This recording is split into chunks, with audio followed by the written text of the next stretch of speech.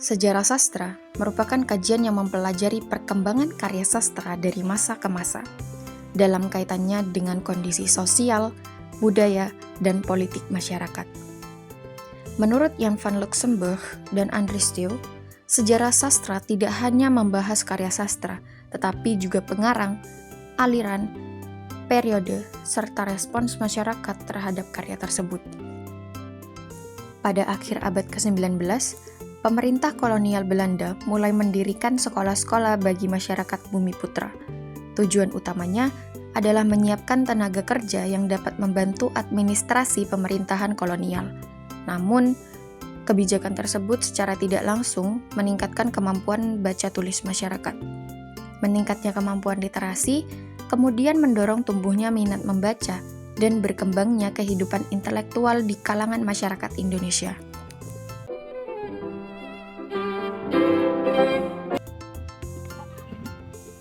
Meningkatnya minat baca masyarakat membuat pemerintah kolonial Belanda khawatir terhadap penyebaran gagasan kebebasan, demokrasi, dan nasionalisme yang berasal dari berbagai bacaan.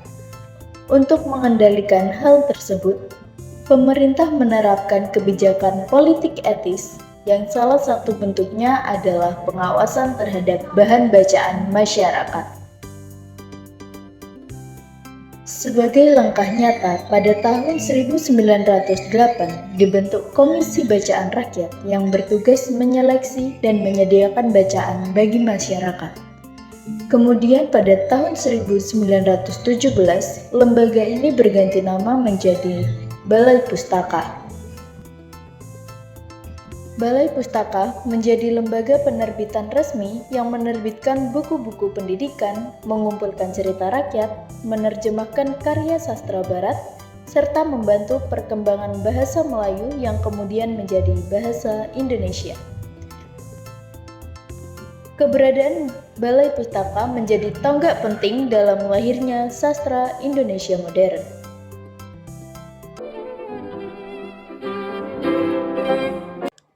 Perkembangan sastra pada periode Balai Pustaka melahirkan banyak tokoh penting, seperti Muhammad Yamin, melalui puisi Tanah Air, menanamkan semangat nasionalisme dan cinta tanah air.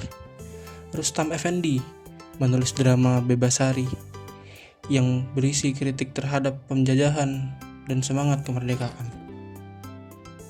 Selain itu, Nur Sultan Iskandar dikenal melalui karya Cinta yang Membawa Maut. Mara Rusli menulis novel Siti Nurbaya yang mengkritik adat perjodohan.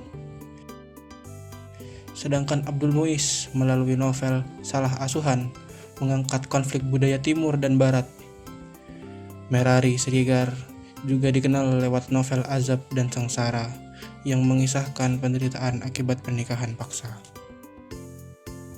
Sastra periode 1900 sampai 1933 atau angkatan Balai Pustaka memiliki beberapa ciri khas, yaitu bercorak pasif romantik, menggunakan bahasa Melayu baru, banyak menggunakan latar belakang sosial masyarakat, serta didominasi oleh bentuk roman.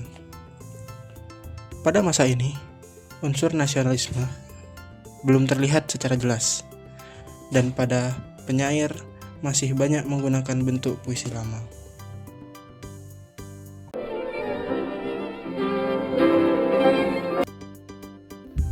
Balai Pustaka memiliki peran yang sangat besar dalam perkembangan sastra Indonesia. Lembaga ini membuka akses masyarakat terhadap bacaan, meningkatkan budaya literasi, serta menjadi wadah bagi lahirnya para sastrawan Indonesia modern. Melalui karya-karya yang diterbitkan, masyarakat mulai mengenal berbagai persoalan sosial, pendidikan, adat, dan kehidupan sehari-hari. Sebagai kesimpulan, Angkatan Balai Pustaka menjadi fondasi penting bagi perkembangan sastra Indonesia modern.